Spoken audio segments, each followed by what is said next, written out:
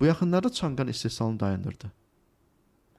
Bir il yarım keçib. Təmiz. Yəni Çanqan A05 o modelin istehsalını dayandırdı. Hə, bir modeldən söhbət gedir. Aydındır, biz maşın almışıq axı. Məsələn, siz AX35 almışsınız və dayandırılıb istehsal.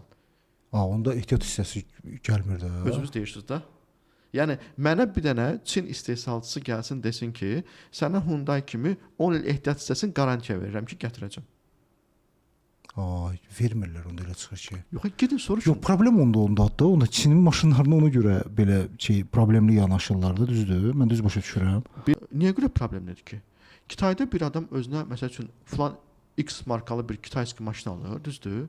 3 il sürür. 3 il ona leasing və kredit ödəyir. Nəysə. 3 il müddətində maşın qalır. Məsəl üçün 2 il istehsal olub, sonra istehsal dayanıb. 3-cü il də stokda mal var axı. Ola bilməz ki, birdən-birə qutarsın. 3-cü ildə sən sağ, mən salamat